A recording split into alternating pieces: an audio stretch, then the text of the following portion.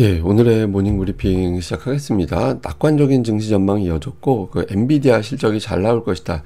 이런 기대감에 3대 지수 모두 상승하는 이제 그런 모습을 보였고요. 마감 후에 나온 엔비디아 실적은 예상치를 상회했습니다. 그런데 데이터 센터 매출이 조금 부진했고, 중국 관련된 이슈들이 있어서 시간에서는 일단 실적 발표 직후에는 하락하는 이제 그런 모습을 보였고요. 우리 증시에서는 엔비디아 관련된 이슈가 있기 때문에 관련주들의 수급과 주가 추이 상당히 중요하게 좀 봐야 될 것 같고요. 그 다음에 종목 장세 계속 이어지고 있잖아요. 그러니까 로봇, 마스크와 관련된 조선으로 이어지는 종목 장세가 전개가 되고 있는데 이 흐름이 끊이지 않고 계속해서 이어지게 되는지 그러니까 이 점도 주의 깊게 살펴봐야겠습니다. 우선 미증시는 3대 지수 모두 올랐고요. 그리고 러셀 2000 지수가 더 많이 올랐거든요. 그러니까 최근 들어서 미증시 보면 증시가 올라가는 날 대형주보다 중소형주 쪽을 조금 더 바라보는, 그러니까 금리 인하에 대한 코멘트, 그런 관련된 코멘트를 한 파월 의장의 발언 이후 좀 달라진 거죠. 그러니까 중소형주에 대한 관심이 높아졌는데 어쨌든 오늘은 뭐 전체적으로 지수가 다 올랐습니다. 그리고 업종으로 봐도 대부분 업종이 다 플러스 났거든요. 근데 이제 올라간 업종 봐도 이렇게 크게 에너지가 1% 넘게 올라갔지만 나머지는 0.5% 미만으로 올랐고요. 하락한 업종도 0.03, 0.02, 뭐 0.09 이런 거라서 전체적으로는 분위기는 괜찮은데 그래도 뭔가 좀 중요한 내용들이 있으니까 조심스러운 가운데 약간 매수해 놓고 좀 기다려보자. 뭐 요 정도의 분위기 이렇게 보시면 되겠습니다.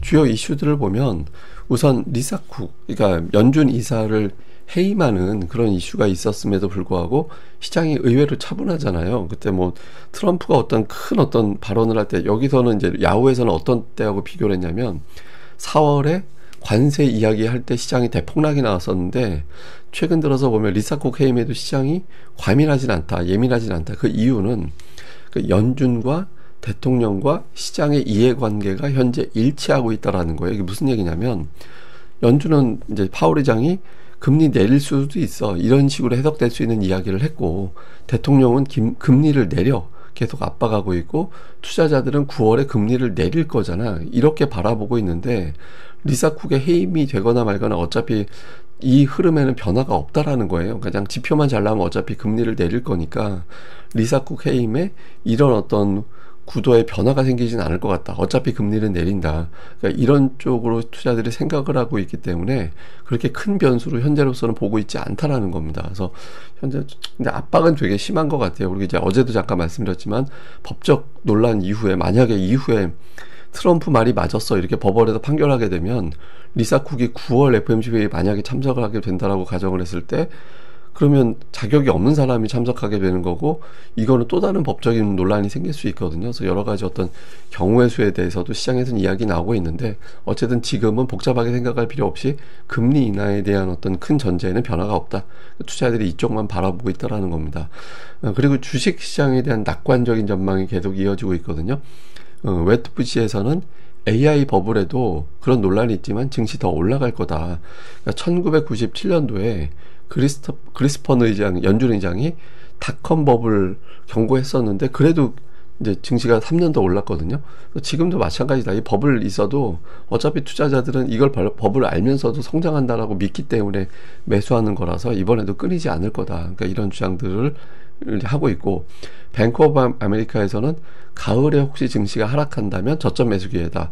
뭐 AI 지출 둔화로 예를 들어서 엔비디아의 문제가 생긴다든가 스태그플레이션, 그러니까 고물가 저성장 이런 지표가 나오는 점이 경계되긴 하지만 올해 같은 경우는 역대 두 번째로 저점 매수가 강하다라는 거예요. 그러니까 밀리면 매수하는 그런 움직임이 강해서 쉽게 안 빠진다, 이런 주장을 하기도 했습니다. 그리고 이제 골드만삭스에서는 국제유가 더 내려갈 거다 이런 주장하고 있는데 트럼프가 엄청나게 유가 잡으려고 하고 있잖아요. 그러니까 자기가 돈을 많이 풀 거라서 또 관세 부과하고 인플레이션 올라갈 수도 있어서 이걸 이제 유가로 잡으려고 하는 것 같습니다. 그래서 향후에 국제유가는 생각보다 별로 안 올라갈 것 같다, 오히려 빠질 거다, 이런 주장들이 많이 나오고 있습니다.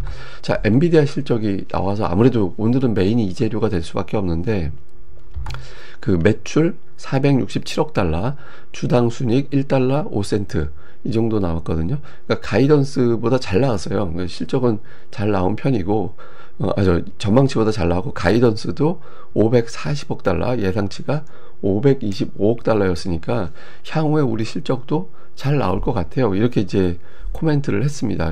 제시를 했는데, 시장에서 조금 조심하게 보는 건 뭐냐면, 데이터 센터 매출이 411억 달러 정도, 예상치가 412억 달러였거든요. 지금 엔비디아 실적을 견인하는 건 데이터 센터 관련된 매출이잖아요. 그래서 이게 좀 둔해졌나?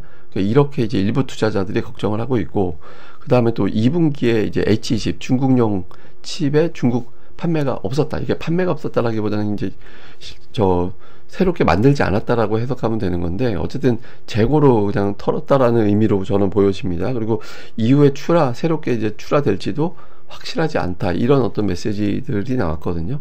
그러니까 이제 데이터 센터에 대한 부분, 그리고 중국에 대한 어떤 중국 매출에 대한 어떤 확신, 이런 것들을 심어주지 않아서 일단 시간 외에서는 주가가 이제 하락하는 그런 반응을 보였거든요. 근데 이거는 이제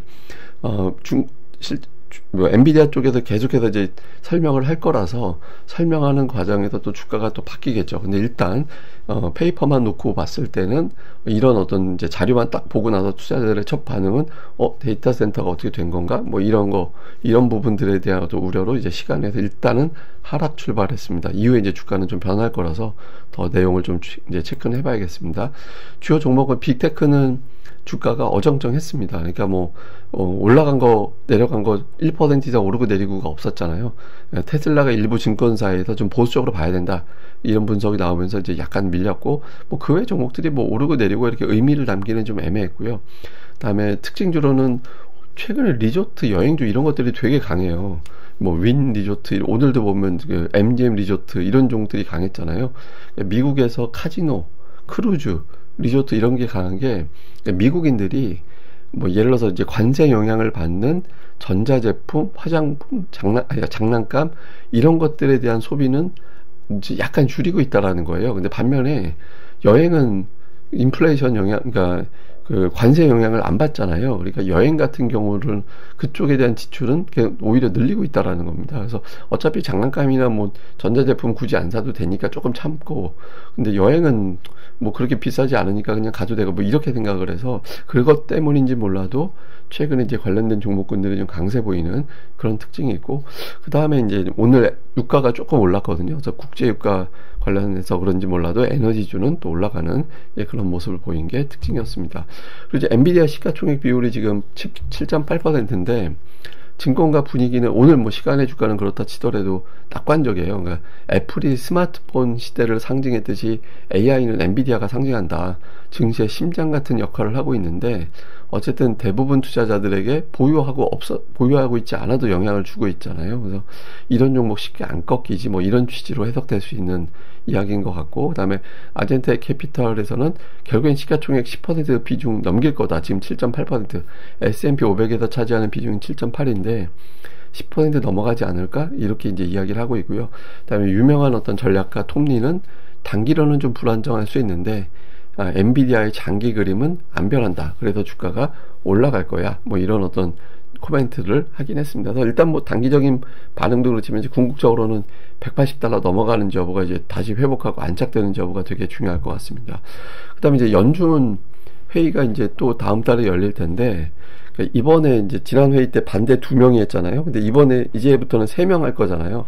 그러니까 스티브 미란을 트럼프가 임명을 했기 때문에 이제부터는 반대하는 사람이 3명 이상 나올 걸로 보여지는데, 이게 좋게 보면 이제 연준이 건강한 토론을 하는 거다라는 건데, 나쁘게 보면 연준이 혼란스러워진다라는 걸 의미한다라는 거예요. 이게 보시다시피 1990년대 이후에 2명 이상 반대한 적이 없었잖아요. 그래서 향후에 이제 FOMC 회의 때마다 좀 시장에서는 민감해질 수 있을 것 같다, 이런 식의 어떤 해석. 그래서 이제 다음 달 FOMC 앞두고서는 좀 갑자기 뉴스가 요란하게 늘어날 것 같다, 이런 식의 주장도 있는 것 같습니다.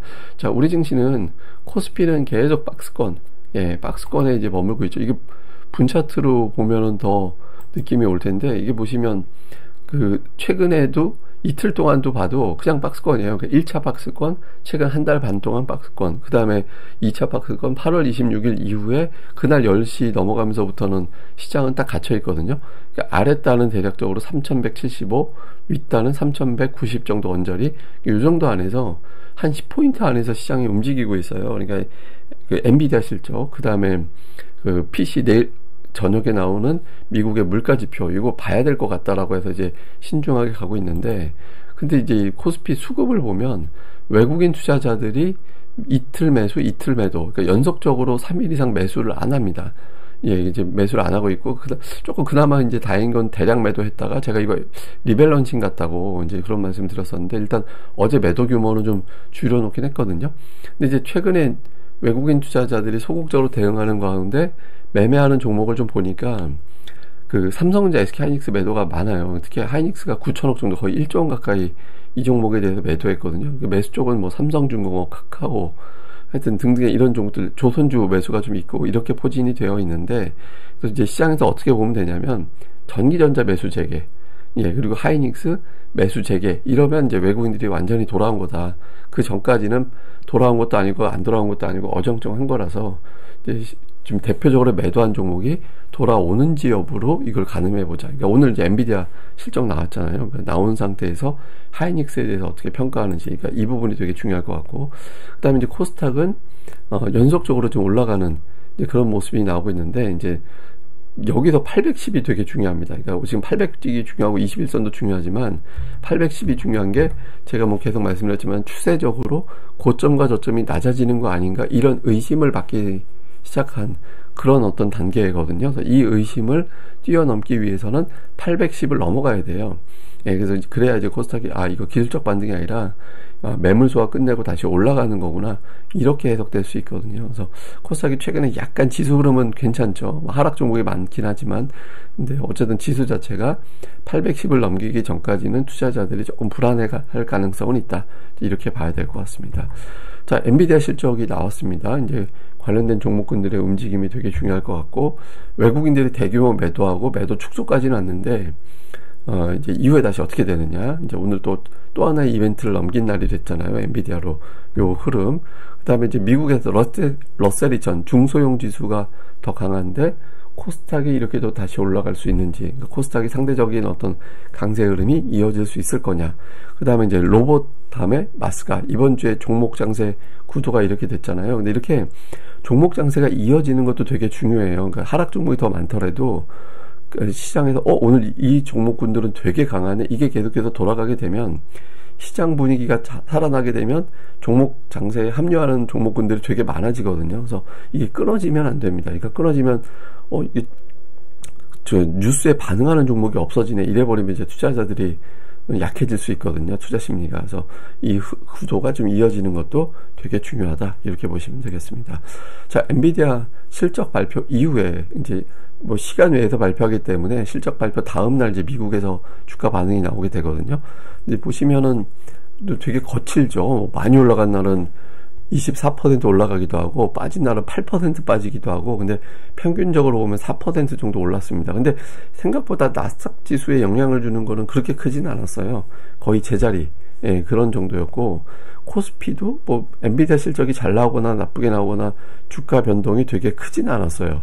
예, 그렇게 영향을 받지는 않았죠. 근데 이제 하이닉스는 주가가 좀 변동성이 크긴 했죠. 뭐 올라가면 5% 넘게 올라가기도 하고, 빠질 때 5% 넘게 빠지기도 했으니까 하이닉스에는 민감하게 영향을 준다. 근데 이제 코스피 지수에 큰 영향을 주지까지는 않았다, 뭐 이런 구도였거든요. 구도로 보면. 어쨌든 이제 오늘 엔비디아 실적이 나왔기 때문에 이 결과가 하이닉스와 이번에 이제 삼성전자도 영향을 받을 가능성이 있으니까 영향을 어떤 형태로 주는지, 뭐 엔비디아 시간의 주가가 중요한 게 아니라 향후에 이제 비전, 매출에 대한 어떤 내용, 이런 것들을 가지고 이제 평가를 할 것이라서, 오늘 장에서의 어떤 종목들의 움직임, 요 구도대로 되는지 과거 데이터대로 되는지도 좀 잘 봐야 될 것 같습니다. 예, 오늘 하루 또 잘 보내시고요. 저는 다음에 뵙겠습니다. 이 방송 구독하기와 좋아요 꼭 부탁드립니다. 감사합니다.